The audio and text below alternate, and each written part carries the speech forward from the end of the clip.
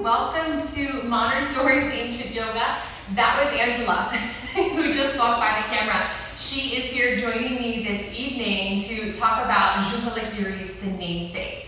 So I have a pretty aggressive agenda, if you will, for an hour and 15 minutes. So I'm going to go ahead and get started. We're going to just have a little welcoming here, talking about yoga, and then we're going to do a 30-minute gentle / all levels practice. It's really not intended to be vigorous. It's more to get the ants out of your pants, get moving, get breathing, so then we can get to reading.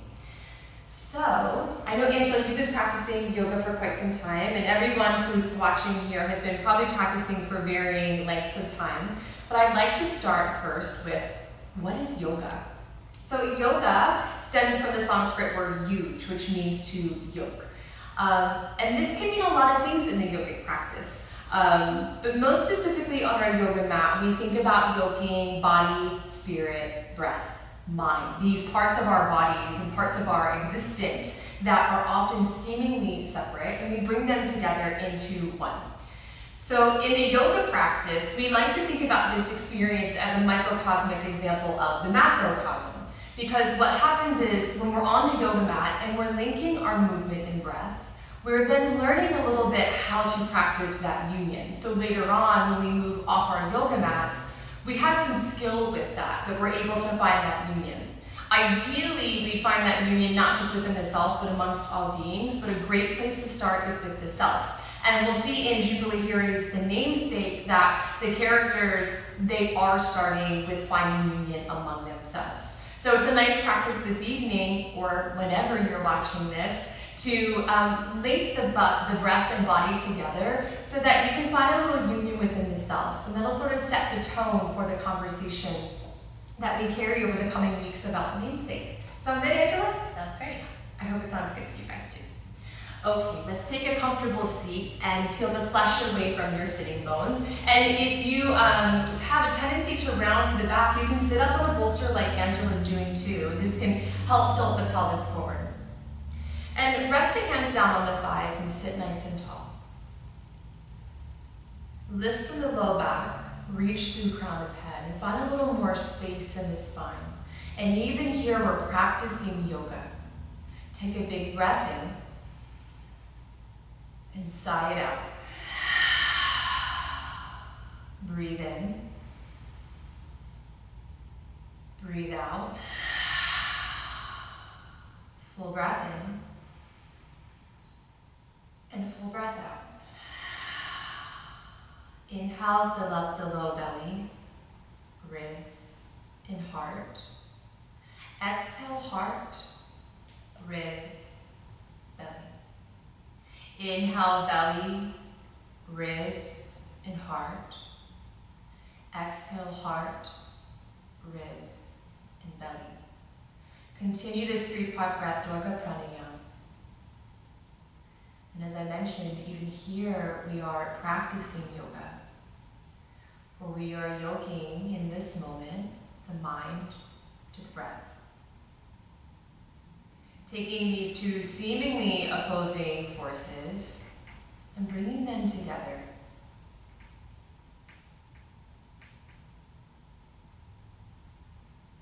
The yoga practice gives us the chance to dissolve the illusory barriers that make us feel that our mind and our body are separate from each other, or make us feel like our bodies are separate from someone else's. But even just this simple act of breathing reminds us that these two dichotomies can be yoked together as one.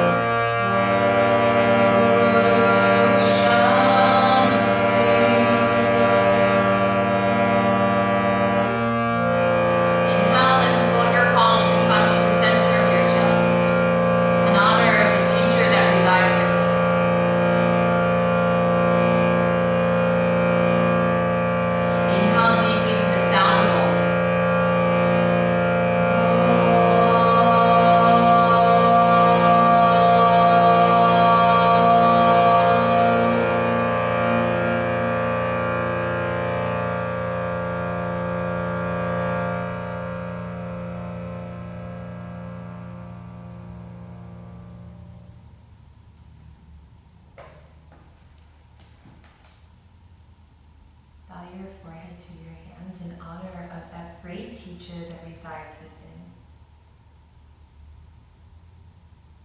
Namaste, welcome. Please open your eyes and roll over your shins to hands and knees position, tabletop. And if you're at home following along, you can watch Angela. I'm sure she loves that I just offered that. Hands underneath the shoulders with fingers spread wide. Make sure that both wrist creases are facing forward. And ensure that the knees are underneath the hip points. And inhale, drop the belly, lift the hips, heart and gaze, broaden the chest and look up. Exhale, press into the hands and round through the spine. Really float the heart between the shoulders. Inhale, drop the belly, lift the hips, heart and gaze, look up. Exhale, round through spine. And keep moving through your cat-cow here, and really be mindful of syncing the movement and breath together. So we talk a lot about this in the yoga practice, but often as we get about halfway through, we've kind of forgotten. And we're just kind of going with the flow, going through the motions, listening to our teacher, but we've forgotten that the whole point of being on the yoga mat is to find that union. So take a few more rounds of cat-cow and move and breathe. Let the breath and movement be the same length.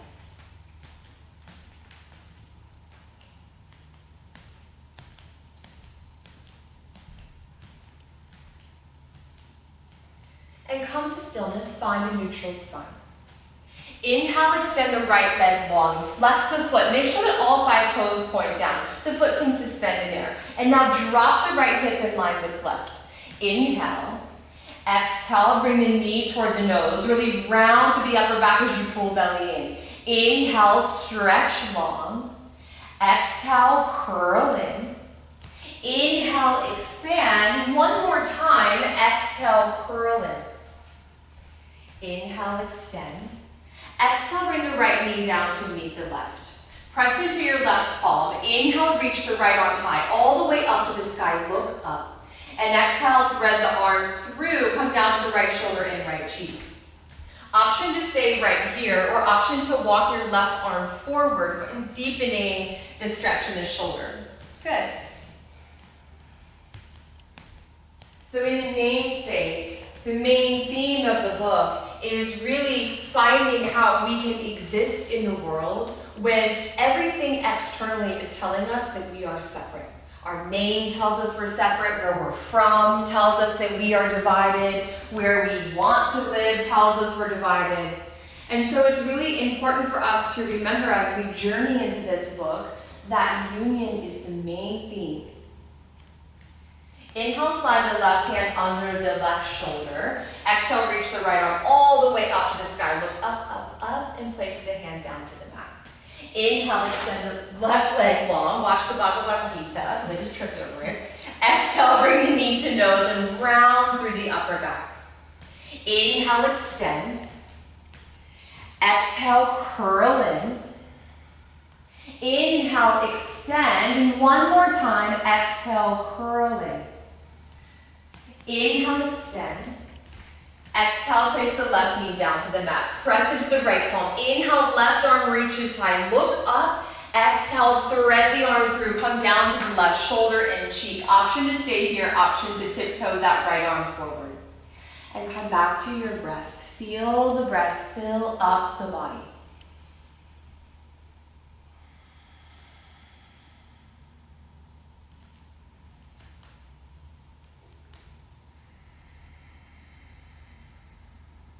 Breathe in. Breathe out. Last time here, full breath in and a full breath out. Inhale, slide the right hand underneath the shoulder. Exhale, reach the left arm all the way up to the sky. Look to the fingertips. Really nice. And place the left hand down under the shoulder. Inhale, tuck the toes. Exhale, lift the hips up and back. Downward facing dog, Adho Mukha Svanasana. And let your feet be as wide as your hands for the time being, and soften the knees. Rock the hips from side to side, pedal through the feet. You can even shake the head out yes and no. There's really no right or wrong here. Just move and breathe with what the body needs in this moment.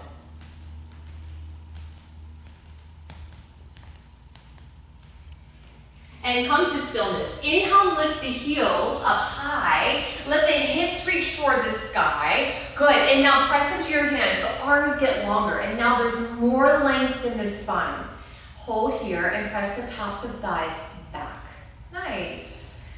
Keep all of this engagement, and now lower your heels down toward the ground. They don't have to touch. Breathe in and sigh it out. Inhale, look between the hands. Exhale, soften the knees and tiptoe your feet to meet your hands. If you can't get your feet the whole way up, you can bring your feet halfway up and your hands halfway back. Heel toe your feet a little wider than hips distance. Grab opposite elbows and sway side to side. Yeah, this looks really nice. So Angela has her knees bent so that the hips can stack over the ankles.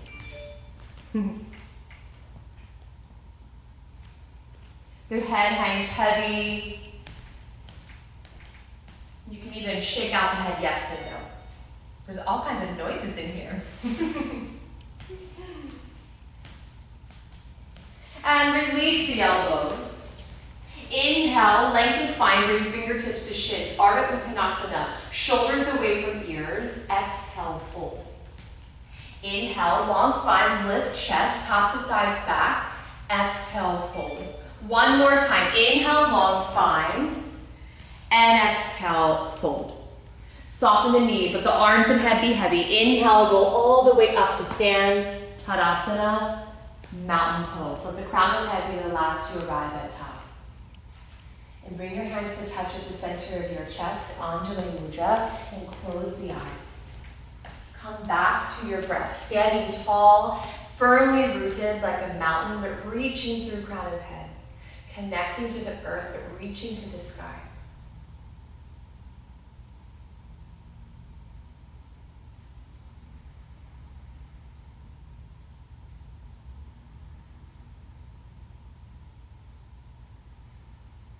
Open the eyes, release the hands to side body, Tadasana, mountain pose.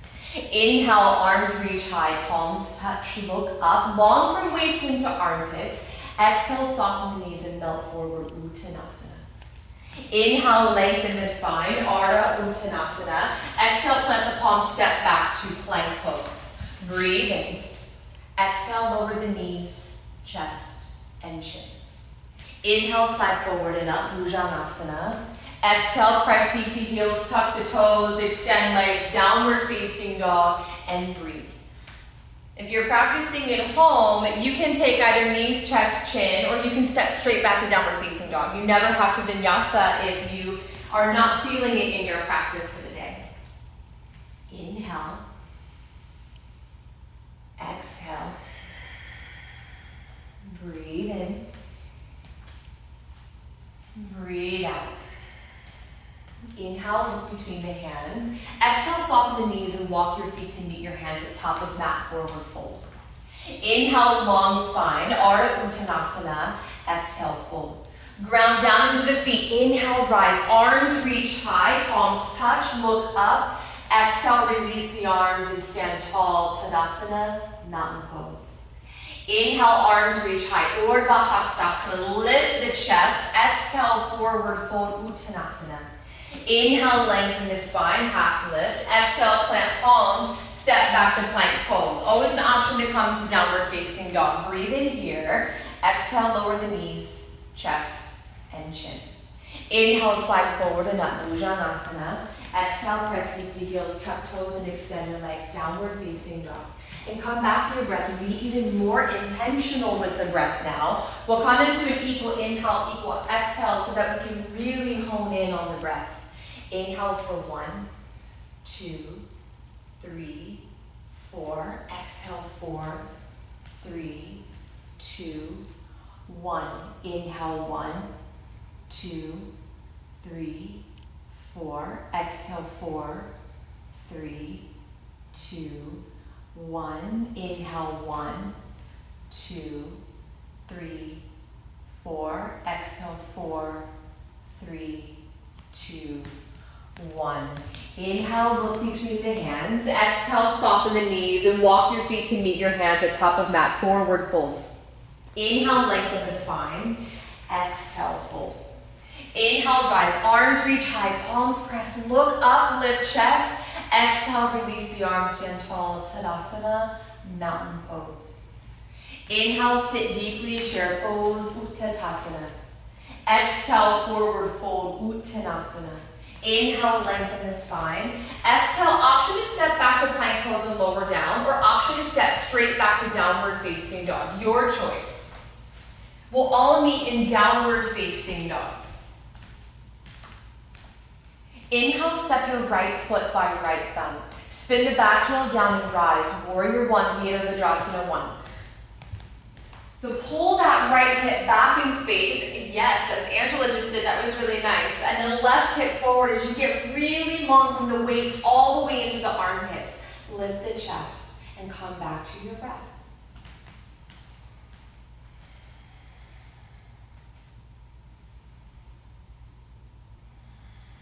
Release the hands behind the body and interlace the fingers. Inhale, lengthen tailbone, lift heart and gaze. Look up. Exhale, bow forward, devotional warrior.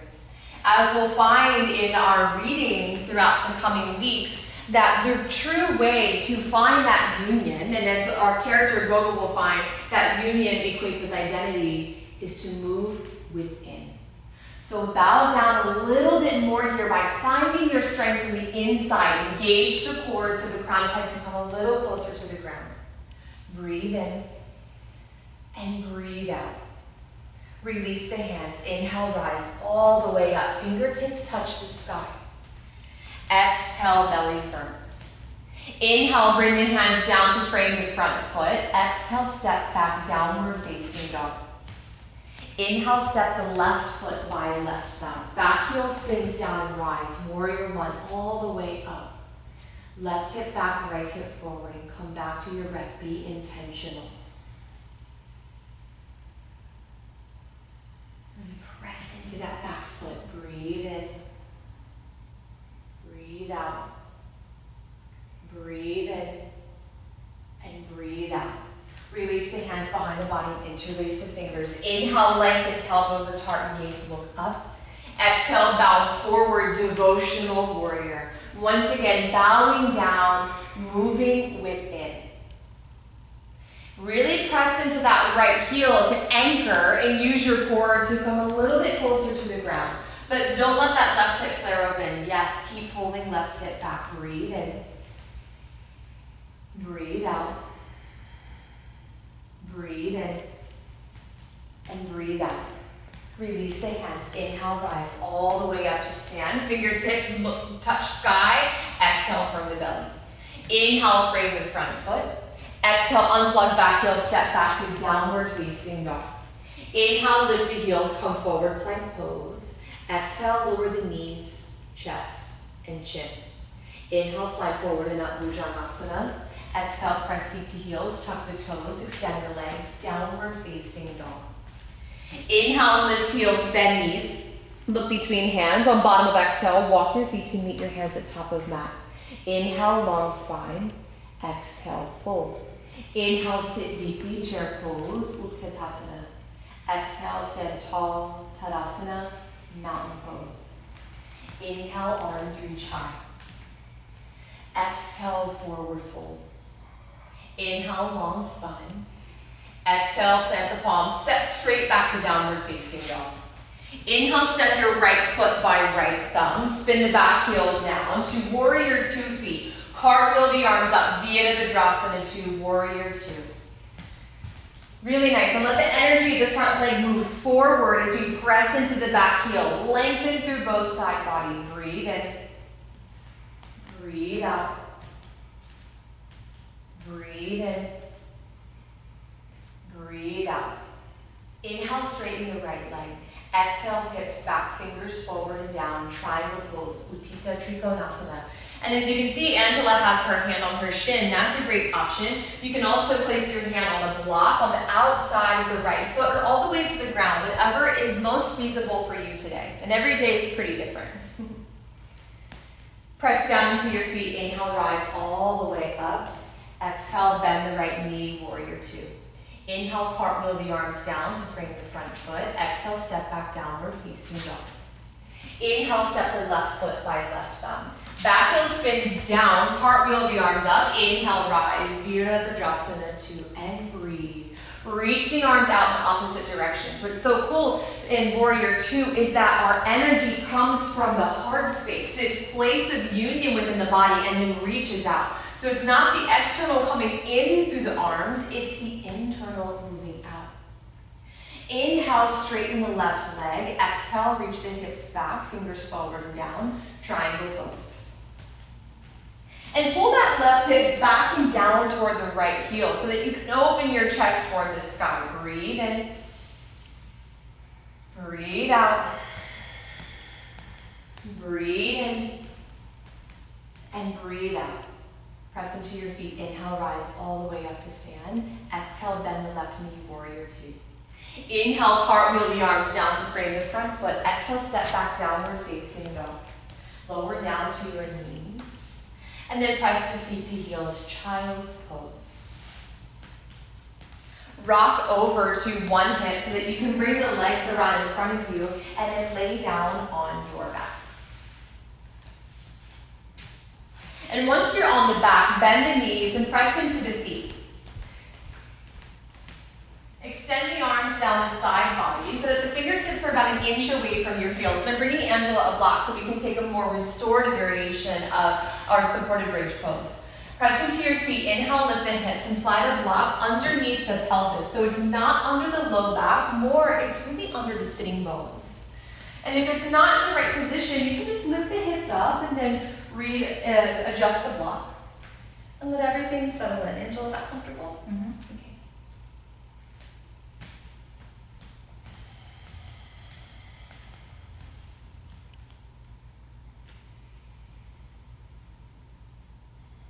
Return to your breath and even count to yourself that Sambhaviti, equal inhale, equal exhale.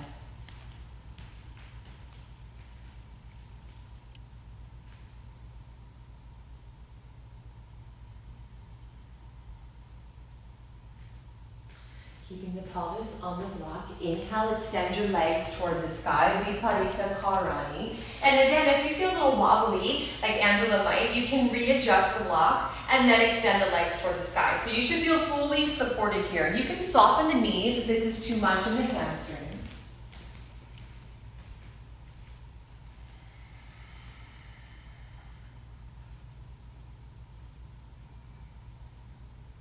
Breathe in. Breathe out. Breathe in. And breathe out. Bend the knees and bring your feet down to the ground. Press into the feet and lift the hips so you can slide the block from underneath the body. And lower your hips back down to the ground. Hug the knees into the chest. Rock side to side. Give yourself a sweet little squeeze here. And I'm going to move your things for you so you can twist. It's always nice to have some space next to your mat, but somehow I always end up with props everywhere. Come to stillness, tee the arms out, palms face up, breathe in.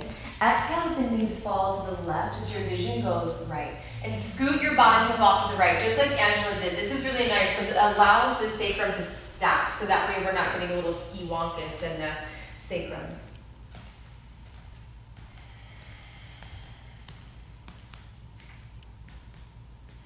Inhale, carry your legs to center. Exhale, rotate to the other side. And make sure you scoot the hips off in the opposite direction this time. You'll have to scoot them a little more than the first to compensate for how much you had shifted originally.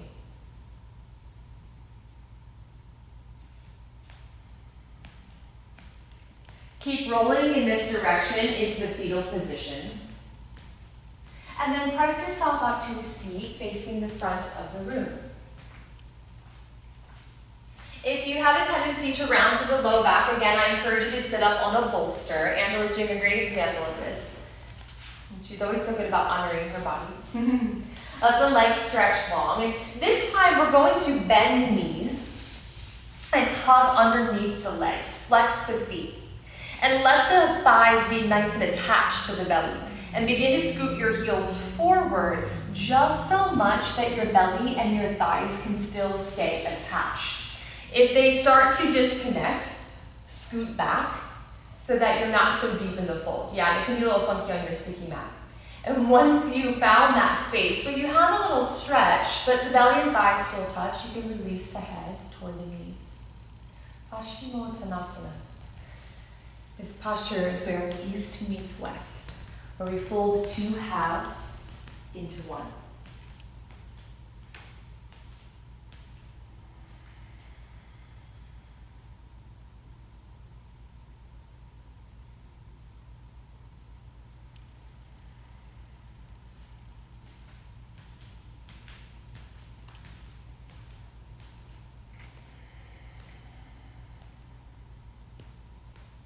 Inhale, rise. Release the arms from under the legs. And if you're on a prop, you can scoot off. And please roll all the way down to your back.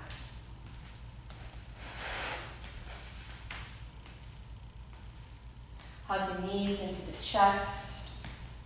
Grab the outer edges of the feet. Happy baby, Ananda, Balasana. Press the feet to hands and hands to feet. You can rock side to side. If it feels nice, you can extend one leg, then the other. Or option always to stay in stillness. Inhale and hug the knees into the chest. Exhale, squeeze the face to knees and knees to face. Hold every muscle inside the body for 3, 2, 1. Release into Shavasana, your final rest. We'll give Angela a few minutes here to take her Shavasana. If you're at home, you can hit pause and take Shavasana for as long as you would like.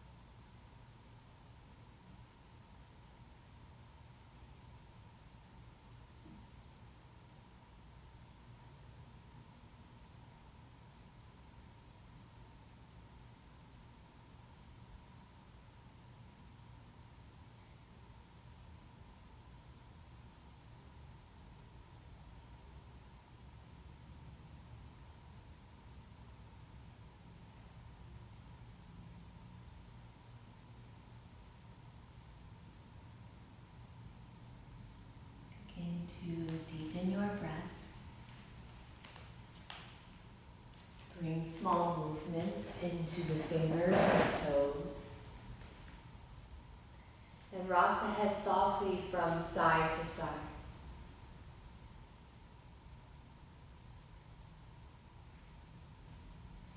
Softly roll to the right side into the fetal position. Hugging everything in.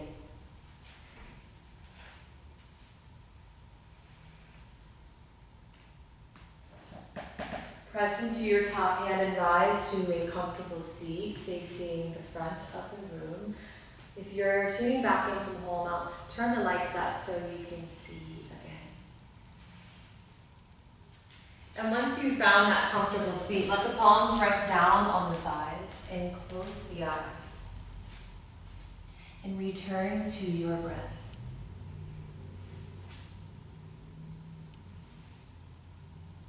If the mind begins to wander, come back to your breath.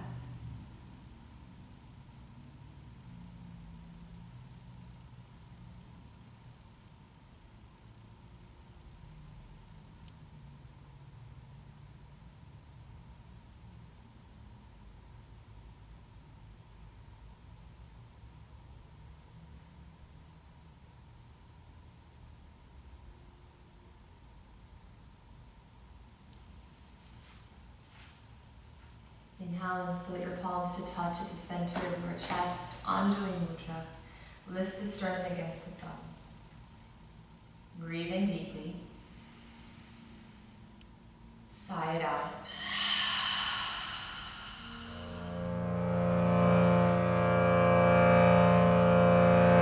Close our practice together with the sound bowl. Inhale.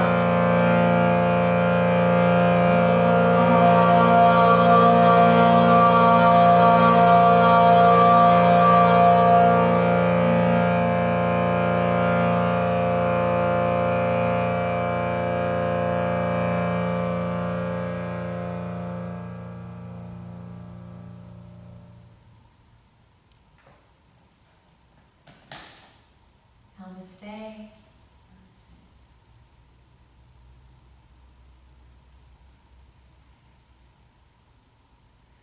Thank you so much for practicing. Thank you. So I'm going to turn on some lights so we can all see again. And I hope that maybe that practice helped you get the ants out of your pants a little bit so you can sit down and do my favorite activity, study. Okay, so I'd like to just talk a little bit about the namesake, Jhumpa Lahiri, and there's really no better way to do this than through video, of course. Thankfully the internet provides us all sorts of amazing things. So the namesake was published in the 90s. I actually don't have it written down. I think it was 1993, I think the copy I have, and this is copyrighted 1993. We can double check that. And so there were a lot of interviews that were coming out at the time because the book was very popular. And who better to hold an interview than Martha Stewart? So I have a clip actually from Martha Stewart's show in the 90s talking with Jhumpa Lahiri. And it's actually a great interview because she really summarizes how the book's plot, but also how it relates to her own life too. So I'm going to go ahead and get that set up for you. And if you're watching from home, I will post the link for this too. I have the projector back here so we can see.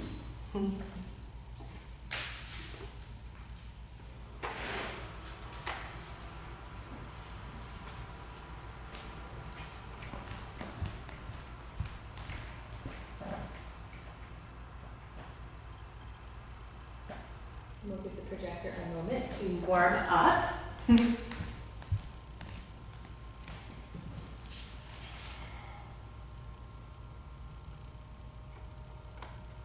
Oop, there we go.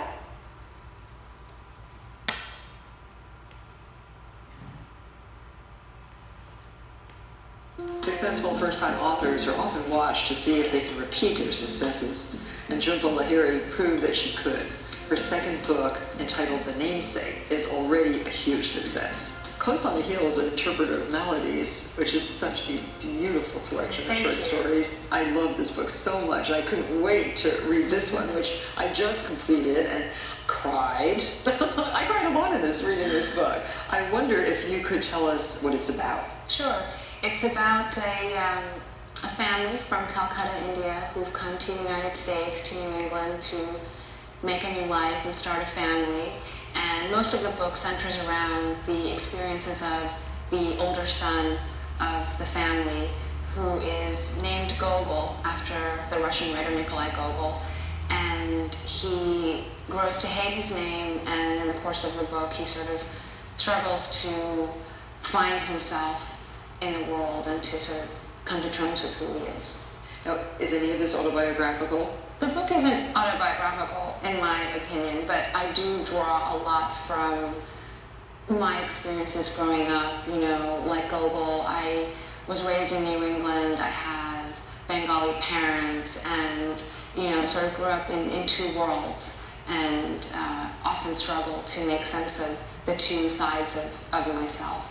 The touching scene where Gogol does go to school and realizes that he has two names, Gogol, and want to read this passage? Sure. Okay, do you have it there? Yeah, well, I'll just set it up a little bit. Basically, there's a tradition in Bengali families, and I think in some other parts of India too, where people essentially have two names. One is called a pet name that you use at home, and it's your sort of family name. What's yours? My pet name is Junpa, Oh. and it became my public name as well. So Gogol is his pet name, and they've been waiting for his good name to arrive in a letter from his grandmother in India. And the letter gets lost. It never arrives, and the grandmother suffers from a stroke, and she actually forgets the names. And so when he's about to start kindergarten, his father decides that his proper name should be Nikhil. So in the paragraph that I'm reading, he's just learning this information. There is a reason Gogol doesn't want to go into kindergarten. His parents have told him that at school, instead of being called Gogol, he will be called by a new name, a good name, which his parents have finally decided on, just in time for him to begin his formal education. The name, Nikhil, is artfully connected to the old. Not only is it a perfectly respectable Bengali good name, meaning he who is entire, encompassing all, but it also bears a satisfying resemblance to Nikolai, the first name of the Russian Gogol. Ashok had thought of it recently, staring mindlessly at the Gogol spines in the library, and he had rushed back to the house to ask Ashima her opinion. He pointed out that it was relatively easy to pronounce, though there was the danger that Americans, obsessed with abbreviation, would truncate it to Nick. She told him she liked it well enough, though later, alone, she'd wept, thinking of her grandmother, who had died earlier in the year, and of the letter, forever hovering somewhere between India and America, containing the good name she'd chosen for Gogol. Ashima still dreams of the letter at times, discovering it after all these years in the mailbox on Pemberton Road, opening it up, only to find it blank. So when Gogol is older, he has different relationships, and two that stand out, one with a non-Indian woman and another with an Indian. What's the significance of his relationships with these lovely women? Well, I think that he feels like a divided person, and so in each of these women he's seeing a part of himself, and I think a large part of Gogol's problem is that he can't accept both sides. He is drawn to one side at the sacrifice of another, and so these women kind of represent the two poles of his life as he sees them. And what I hope to suggest in the book is that, you know, you have to really accept yourself first in whatever complicated mix you may be as a person. It all starts with accepting who you are and where you come from before you can really connect with another person. Well, I think if your readers come to that realization and understand that, I think that they will lead less complicated lives. And you're very young to be such a good teacher, but I think that the book certainly gives that message full force. Thank you. And thank you for this beautiful book. Thank you for Interpretive Melodies, and we look forward to your future writings. Thank you. Thank you very much, Shilpa.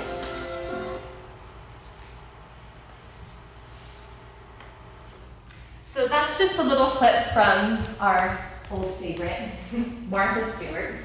When I was searching for the best clips from Jubilee, I was surprised that was the one. I was like, man, that was a really good one. And in all places, it's Martha Stewart. But what I like so much about that is how she talks that in order to connect with others, we first have to connect with ourselves.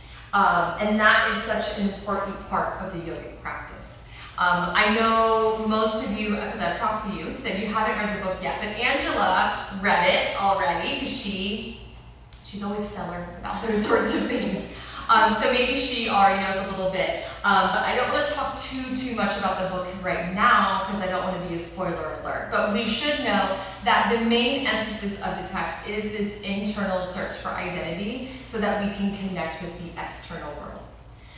So I'd like to talk a little bit more then about the cultural context that surrounds this book. Let me get my little whiteboard.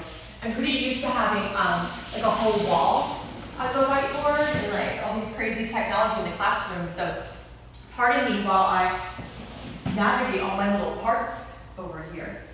So Jubilee Giri's book, The Namesake, was really born out of a whole historical cultural movement called the Indian diaspora. I was really lucky that I got to take a whole class in Indian diasporic literature, which was super cool. It's a fascinating genre that comes from the post-colonial era. So after the West sort of colonized, I shouldn't say sort of, after the West did colonize the East, there was a major movement called the Indian diaspora. And a diaspora is the migration of many people across many places. So it's when you have, when I say many, I mean like millions. So it's many people dispersed to many places. There have been many diasporas throughout history. I think the first one that's on record is actually a Jewish diaspora, but there are a lot of different diasporas. But the Indian diaspora is actually the largest diaspora so far, with approximately, the numbers ranged a lot in my research, but approximately about 13 million Indians dispersed out of India and into many places. But a diaspora is a little bit different than just a group of people moving. There are some qualities that are very specific to a diaspora. And technically, according to definition, there are 6 different components that create a diaspora versus just a movement of people. Number 1, there's a collective memory of homeland. So a collective memory of homeland. So the homeland is really important.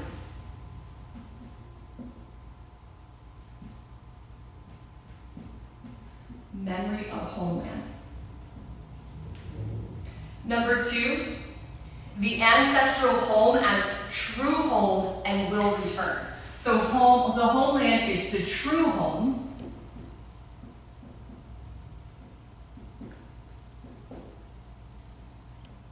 And they will return.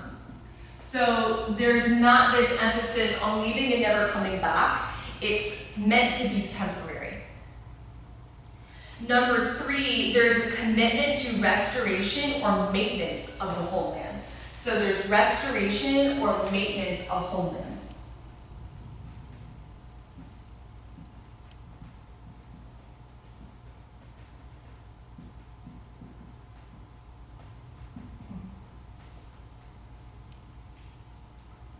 I was reading about the diaspora recently, and I can't remember all the numbers, but it's in the billions of dollars that folks from the Indian diaspora send back to India every year. So this is a really big part of it. They relate personally to homeland. So it's not just a memory, it's not just true home, but it is a deep personal identification with homeland.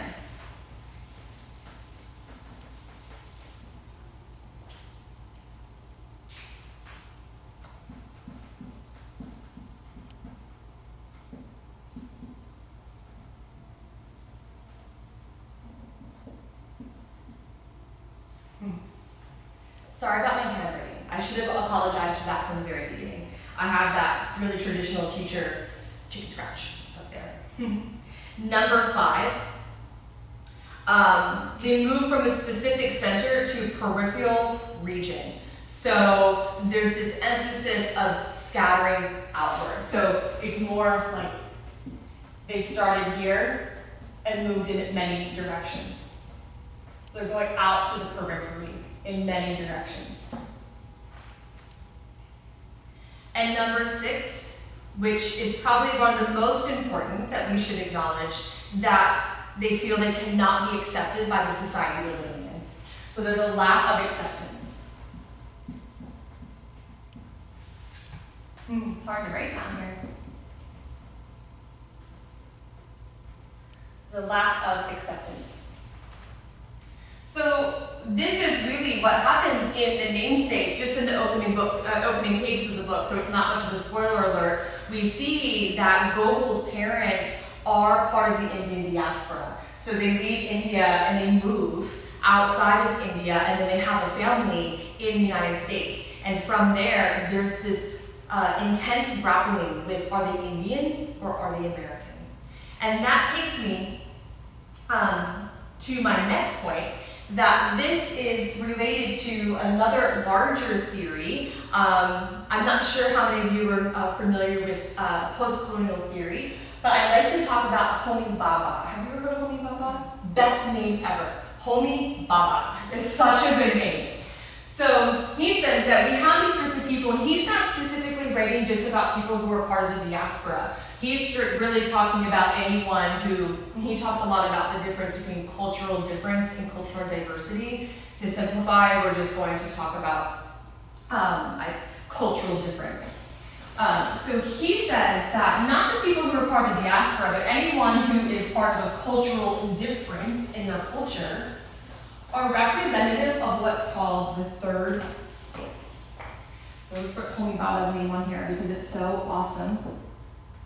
Homi Bhabha.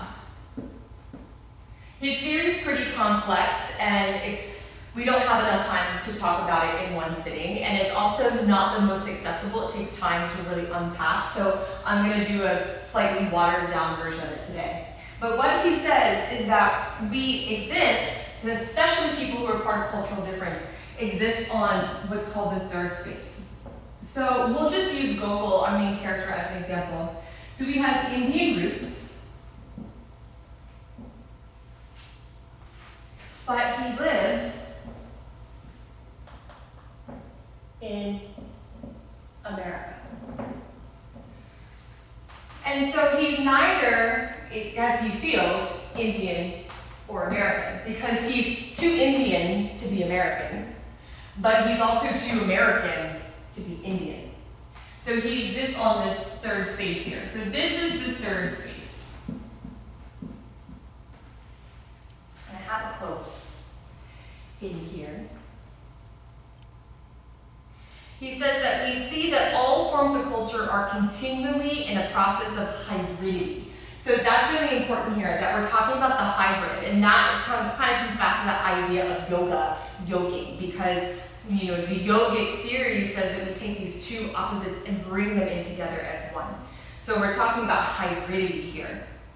We see that all forms of culture are continually in a process of hybridity. And then he says the process of cultural hybridity gives rise to something different, something new and unrecognizable, a new era of negotiation of meaning and representation. So this is hybridity. New representation.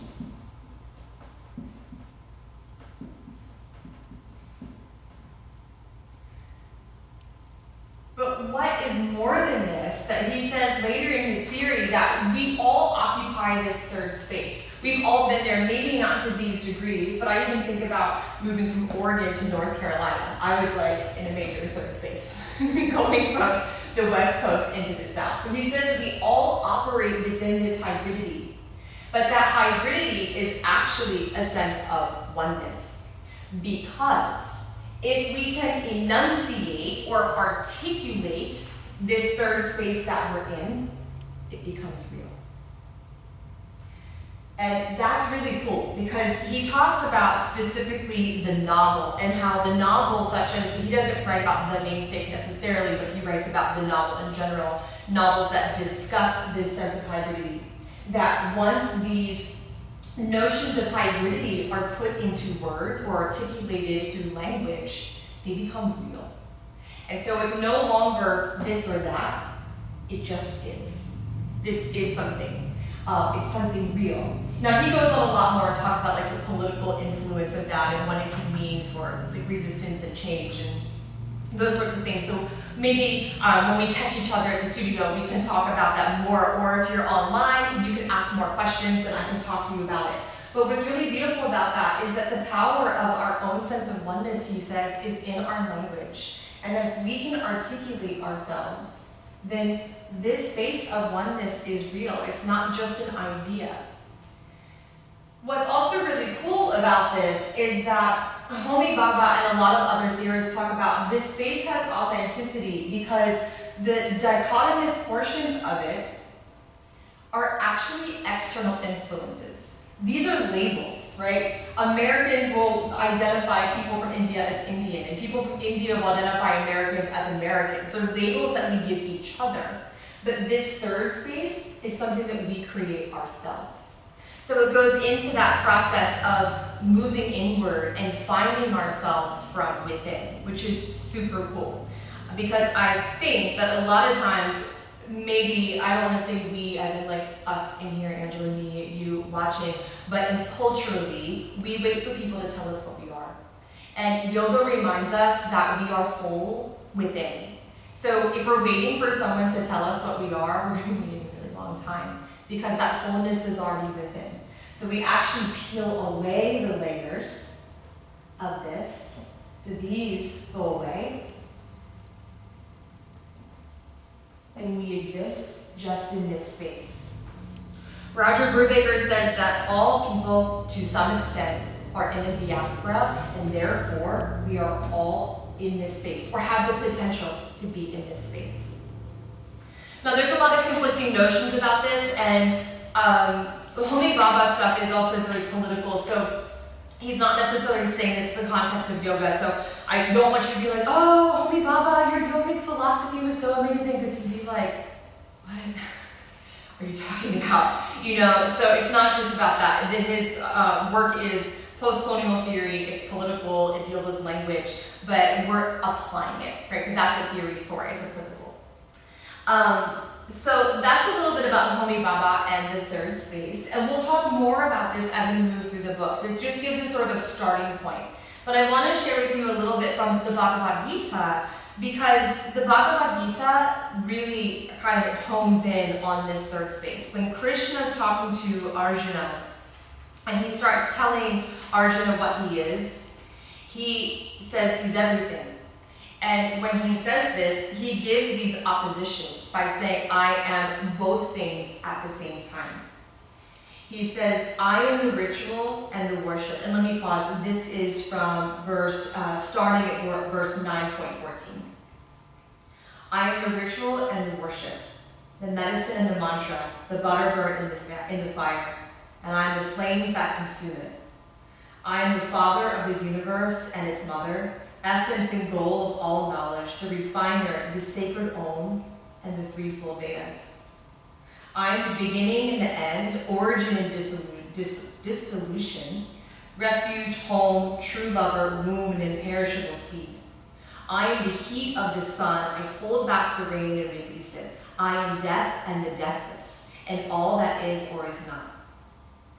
So here he's saying that Krishna, who is Arjuna's charioteer, but more broadly, essentially he's God, and in yoga, God is the self. Essentially, he's saying, if I am the self, then the self is all things. It is this and that. It's black and white, it's right and wrong, it's male, it's female. It embodies all the dichotomies into one. And so it goes right back to this sense of the third space, this hybridity, a new representation of the self. And that, in a sense, is yoga. So this is just our starting point for today. I have some journal questions that I will be handing out to Angela. You can have these. And I will be posting these online for you to work with. So as we go through this series, I will offer a little bit of lecture, some information, some journal questions. These particular journal questions are not focused on the book because I'm not sure where everyone has read yet. So I really just want to start us thinking about identity. So I'll just go through these briefly. Number one, in your life experience, what has influenced the shaping of your identity? In other words, what personal, social, political, and cultural factors do you feel shaped your identity? And this is important because, like we talked about with Homi Bhabha's theory, we have these thoughts of how we became who we are. And so it's important for us to identify that as just sort of self-reflection. And hopefully so we can maybe even shed some of that stuff to get back to the truth of who we are. Number two, in what ways do you inhabit the third space? So Brubaker says that we all inhabit the third space, so it might be kind of nice for us to see in what ways we do. Again, it doesn't always have to be these extreme, cultural dichotomies. We can inhabit the third space in smaller ways too, like yogi versus teacher, or writer versus mathematician. They don't have to be super dramatic. What we do on the yoga mat, this is number 3, is a microcosmic example of our larger life experiences. When we are practicing yoga, the mind, body, and spirit inhabit the third space. What has been your experience with this union in your yoga practice? And number 4, the aim of yoga is to yoke or find union amongst the self and others. In what ways so far has your yoga practice encouraged the embodiment of the third space, both in the formation of your personal identity and your relationship with the broader world around you? Sometimes these questions can be difficult to answer depending on how long you've been practicing. Even if you've been practicing a long time, you might not be ready to conquer this yet. So if this is a difficult question to answer, allow this to be your intention and inquiry for your yoga practice and study over the coming weeks. So identity will be the name of the game. So if you have any questions, you can post them in here. I'll be happy to answer them. The more you put into this, the more you get out of it. So I know you can participate or as much or as little as you want. I hope it's as much as you want. So the more you put in, the more you get out. I can't wait to learn with you guys. Have a wonderful evening. Before we part ways, we should probably fall home. Sound good? Take a comfortable seat. Inhale and sit tall. And exhale. Inhale from the sound bowl.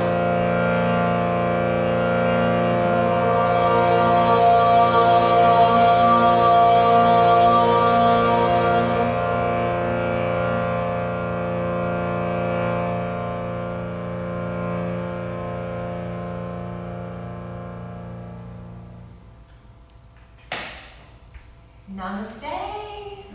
Namaste, Angela. Thank you for being here. Thank you so much. Remember, get as much as you put into it.